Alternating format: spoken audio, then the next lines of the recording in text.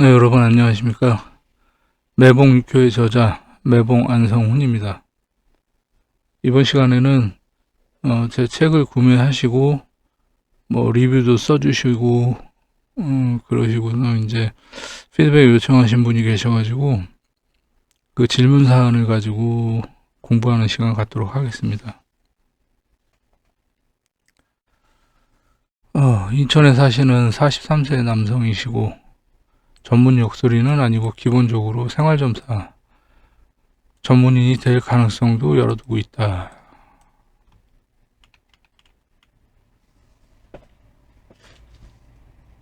오늘 하루 무탈할지를 질문할 때 혹은 어디 다녀오는데 무탈할지를 질문할 때 관귀지세한데 처제동이면 무탈한 건지요.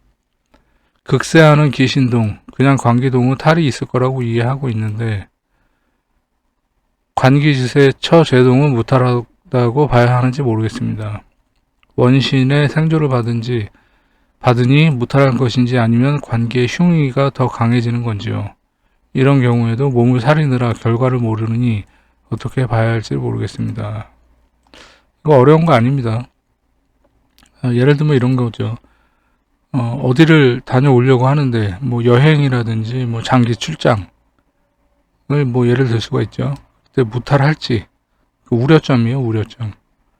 자, 점을 쳤는데 이렇게 나왔어요. 산압이 5효동인데 세효에 관이 임했어요. 그 월과 일로부터 생조도 받지 못하고 그럼 일단 좋아 보이진 않죠. 세효에 관요가 임했는데 월과 일로부터 생조를 받지 못하고 있다는 것은 일단 좋지 않아요. 그런데 5효 재가 동해가지고 수생목으로 이렇게 생조를 한단 말이에요. 이거는 좋죠. 생조를 받는 거니까. 그리고 더군다나 월에 힘 있는 재효가 생조를 해주기 때문에 이렇게 뭐 동안효가 이제 일진의 일파를 맞아도 월에서 생조를 받기 때문에 이거는 괜찮습니다. 이 재효는 괜찮은 거예요. 근데 이 경우는 이제 어떻게 말할 수가 있냐면 세효에 이렇게 관이 임했다라는 것은 안 좋은 일이 있을 것이다 라는 것을 암시하는 게 아니라 지금 내가 무탈할지를 점을 쳤잖아요. 그래서 나는 걱정하고 있다, 걱정하면서 점을 쳤다 라는 뜻이에요. 세효에 관이 임했다는 건. 그런데 이렇게 재가 동해서 관요를 생조해 준단 말이에요. 이것은 문제가 없다, 무탈하다 라는 뜻이 됩니다. 근데 이제 가장 좋은 거는 뭐냐면 이렇게 세효에 관이 임했는데 여기에는 이제 소묘가 이제 복신되어 있지만 만약에 소묘가 비신해서 동해가지고 금극목으로 때려준다, 소묘가 관요를 때려준다, 그런 경우가 있을 수 있죠. 그런 경우가 가장 좋은 경우예요. 그렇게 되면 근심 걱정이 날아간다, 근심 걱정이 해소가 된다, 이런 의미를 담고 있습니다. 그리고 이렇게 재효가 동한 경우처럼 재효가 동해가지고 세효를 생조를 해주잖아요. 이거는 나쁜 영향을 끼치는 게 아니라 생조를 해주는 거란 말이에요. 그렇기 때문에 전혀 문제가 없는 것이다.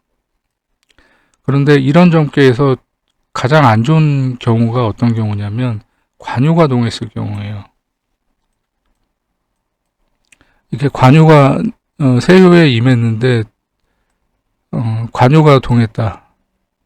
그러면 같은 오행이 또 동한 거란 말이에요. 관요가. 그러면 반드시 문제가 생긴다. 이 경우를 제외하고는 다른 경우에서는 나쁜 경우가 딱히 없습니다. 그래서 이 점괘 물으신 거는 무탈하는 것이다. 그렇게 이해를 하시면 되겠습니다. 어렵지 않으실 거라고 생각합니다. 위와 같은 질문 상황에서 다음과 같은 점괘가 나왔습니다. 질문은 어떤 물건을 버리면, 어떤 물건이에요? 버렸을 때 나와 어머니가 무탈할지를 물었습니다.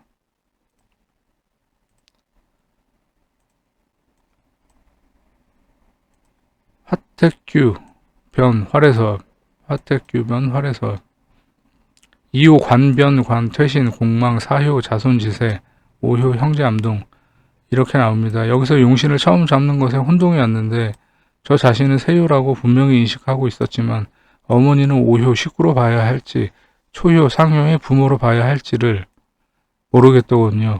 그래도 동했으니 암동을 어머니로 봐야 할런지요. 이거는 오효 식구로 보는 게 아니에요. 식구를 볼 때는 오효 식구로 볼 때는 그 가택점, 우리가 어떤 집으로 이사를 가려고 하는데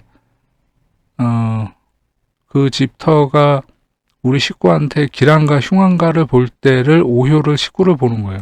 식구 전체를. 그렇기 때문에 이 경우는 오효 식구로 보는 게 아닙니다. 여기서 질문자께서 질문을 명확하게 하셨잖아요. 나와 어머니. 그럼 누구예요? 나, 새, 어머니. 응효에도 부가 임하고 상효에도 부가 임했어요. 그런데 상효의 부는 응효가 없죠. 근데 여기서는 응효가 이제 부가 임했단 말이에요. 그래서 이 응효에 임한 부를 차용을 하는 겁니다. 그래서 나는 새, 어머니는 부, 응효에 있는 부, 이걸 보시면 돼요. 자, 그러면은 2효 관변관 관이 동해가지고 퇴신을 해요. 자, 보자고요. 이 관은 동해서 퇴신하는데 월과 일로부터 생조를 받습니까? 못 받습니까? 힘이 없죠.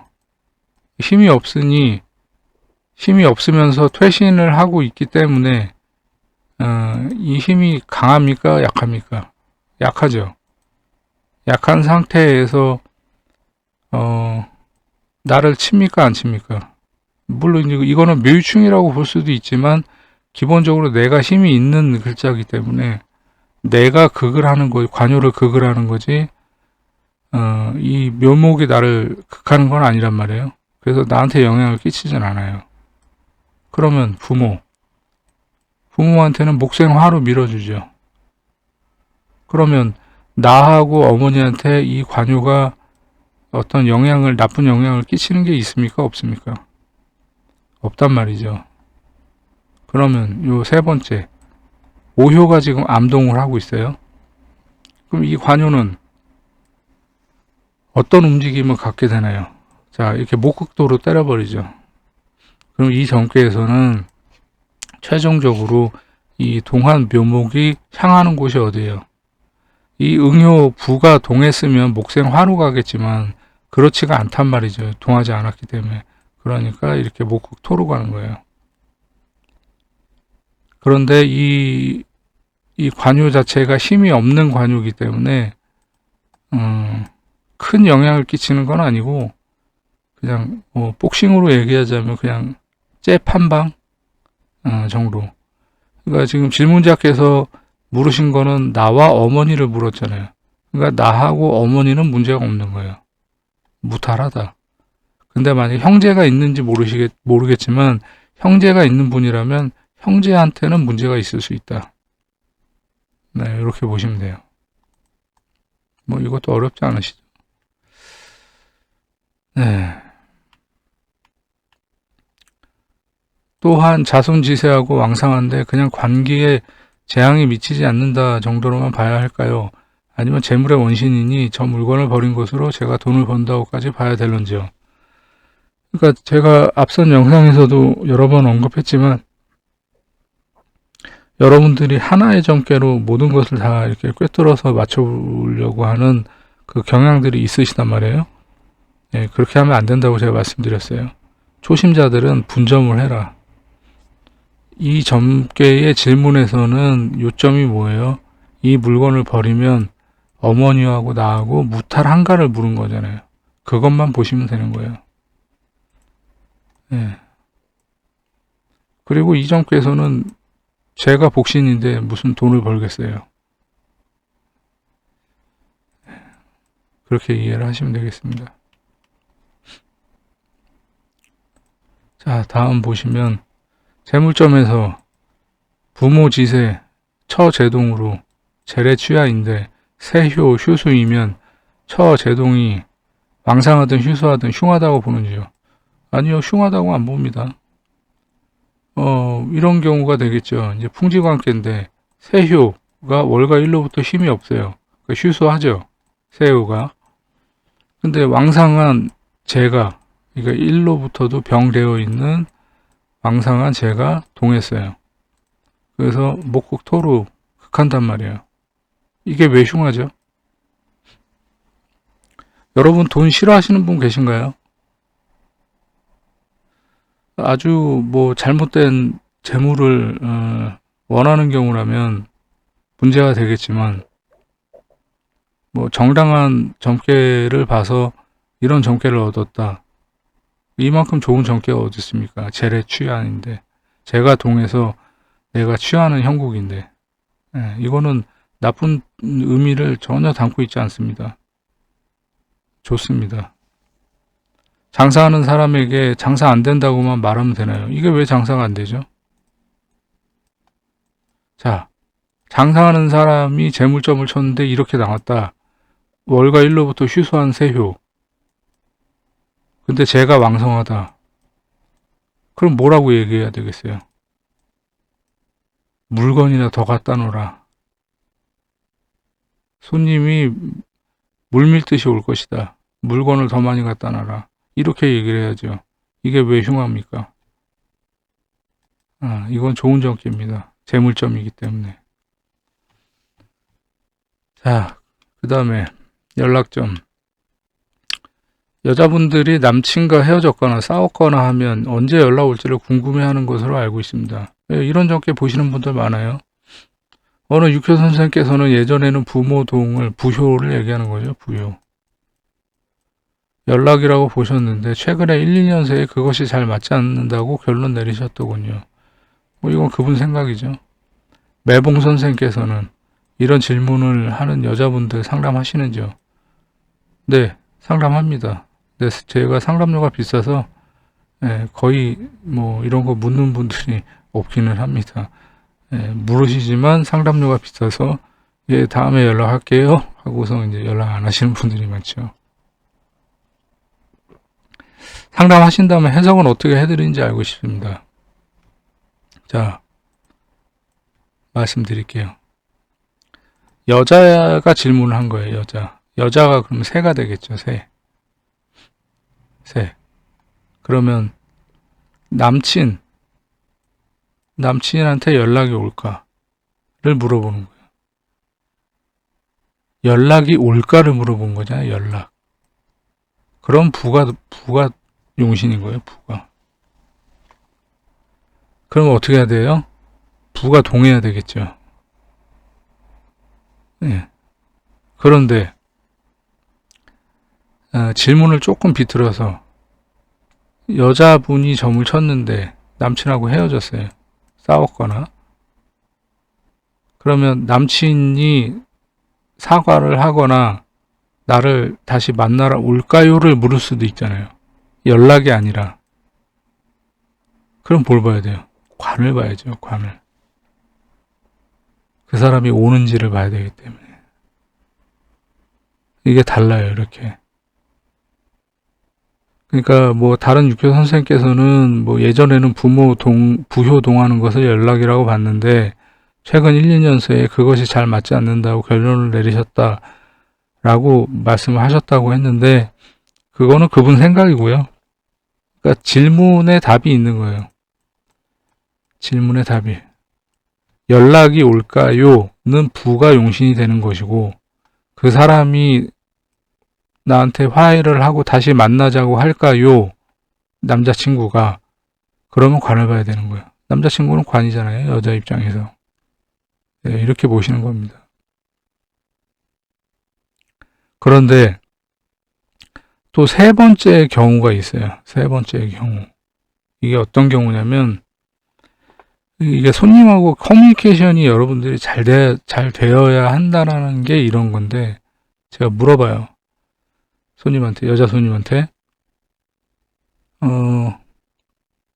연락 뭐 헤어지시고 연락 안 하신 지 얼마나 되셨어요? 그러면 뭐 한 2년 됐대요. 그러면 1년, 2년이나 이렇게 지났으면 그러면 그런 경우는 새 응으로 봐야 되는 거예요. 이미 남남이 돼버렸잖아요. 6개월만 지나도 저는 새 응으로 봅니다. 이미 남남인데 그러니까 여자 손님이 물을 때는 전 남자친구, 나는 아직도 그 남자를 사랑해요 라는 마음이 있겠지요. 그러면 관여로 볼 수도 있고 부여로 볼 수도 있지요. 그런데 그 남자 입장에서는 헤어진 지 6개월, 1년, 2년이나 넘었는데 이 여자를 생각을 하겠어요? 여자친구로? 아니라는 거죠. 그러니까 이 질문하시는 여자분의 말만 듣고서 이것을 부여로 볼 것이냐, 관여로 볼 것이냐, 이렇게 따져 들어가면 안 된다는 거예요. 그래서 저는 꼭 되물어요. 헤어지신 지 얼마 됐어요? 연락 안 한 지 얼마나 됐어요? 그러면 최소한 6개월 이내라면 부여로 볼 것이냐, 관여로 볼 것이냐, 이 정도로 나눌 수 있겠지만, 헤어진 지 6개월 넘고 1년, 2년 지났다. 그러면 이건 남남이에요, 남남. 자기가 혼자 미련을 갖고 있는 것 뿐이지. 그럴 경우에는 새 응으로 봐야 된다 이거예요. 내가 물어본 여자분, 그리고 응이 그 남자, 헤어진 남자. 그럼 응유가 동하거나, 암동을 한다든지. 그래야지만 연락이 오거나 만나러 온다라는 해석이 가능해지는 거예요. 그러니까 부모동을 연락이라고 봤는데 1, 2년 새에 그것이 안 맞는다고 결론을 내리셨다라고 한 육교 선생님이 어떤 선생님이신지는 모르겠습니다만 그러니까 그분이 누군지 몰라요. 저는 모르니까 비난할 수는 없습니다만 제가 말씀드리고 싶은 거는 뭐냐면 세 가지로 나눠서 봐야 된다는 거예요. 단순히 연락이 올지를 볼 때는 부여로 봐야 되는 것이고 그 남자가 다시 나를 만나러 오겠는가, 사과를 하거나 만나러 오겠는가를 보려면 관을 봐야 된다는 거고, 근데 되물어서 헤어진 지 얼마나 됐냐, 그 6개월이 넘었다. 그러면 새 응을 봐야 된다는 거예요. 이렇게 나눠서 볼 줄 알아야 된다는 얘기예요. 그 부분을 잘 염두해서 점단을 하셔야 됩니다. 그러니까 제가 누누이 말씀드리잖아요. 그냥 손님이 물어보면 그냥 물어본 대로만 그냥 점을 치지 말고 항상 되물어봐야 된다라고 제가 말씀드렸잖아요. 어떤 점괘든지 간에 되물어야 돼요. 어떤 상황인지를 내가 정확하게 인지를 해야 되는 거예요. 그러니까 무조건 점만 쳐줄 생각하지 마시고 어떤 상황인지 내가 완벽하게 이해를 한 다음에, 점치는 사람이 이해를 한 다음에 점을 쳐야지, 그냥 이 연락점 이런 경우처럼 남친하고 헤어졌는데, 싸워가지고 헤어졌는데 언제 연락 올지 점 좀 쳐주세요, 이렇게만 물어서 점을 쳤다. 그러면 이 점괘처럼 새해 부가 붙었네, 응요에도 부가 임했네, 그러면 축일날이나 축월에 연락 오겠네, 이렇게 답이 나올 수가 있겠죠. 근데 그게 아니라는 거예요, 제 얘기는. 이거는 지금 상황을 모르는 상태에서 그냥 점만 뚝하니 친 거잖아요. 그러니까 그냥 연락이 올 것만을 점을 치는 건지, 남자가 만나러 오겠는가를 볼 건지, 그리고 가장 중요한 거, 헤어진 지가 얼마나 됐는지, 연락 안 한 지가 얼마나 됐는지, 그 기간, 그것을 물어봐야 된다는 거예요. 저는 그 기준을 6개월을 둡니다. 6개월을 기한으로 둬가지고 6개월 미만이면 부나 관을 보고 6개월이 넘으면 새 응으로 봅니다. 남남이 6개월이 넘으면 남남이에요. 이 정도면. 그래서 제 경험은 그렇다. 그래서 여러분들은 제가 누누이 말씀드리지만 점을 물으실 때는 점을 듣게 하기 전에 손님이 점을 물으면 그 부분에 대해서 반드시 되묻는 습관을 가지셔야 돼요. 그래야지만 커뮤니케이션이 잘 되는 거고, 커뮤니케이션이 제일 잘 되어 있어야만 질문의 요지가 뭐라는 것을 내가 파악을 할 수가 있는 거고, 명확하게 용신을 잡고 점을 쓸 수가 있는 거죠. 그냥 언제 연락이 오겠냐고만 점을 뚝 치면은 그냥 부요만 벌 수밖에 없는데, 부요가 아닌 경우가 또 이렇게 나눠진다는 거예요. 그러니까 그 부분을 항상 염두에 두시고 커뮤니케이션을 잘해야 된다. 손님하고. 이거는 어떤 점괘든지 간에 항상 명심하셔야 돼요. 되물어야 되는 거. 되묻고 그래서 내 궁금증이 해소가 된 상태에서 그러면 이거 용신을 세음으로 봐야 되겠구나. 아니면 불을 봐야 되겠구나. 관을 봐야 되겠구나. 이렇게 정한 다음에 점괘를 보셔야 된다는 얘기예요. 이 점 명심하시기 바랍니다. 자, 이번 시간에는 여기서 마무리하도록 하겠습니다. 저는 무불도였습니다. 감사합니다.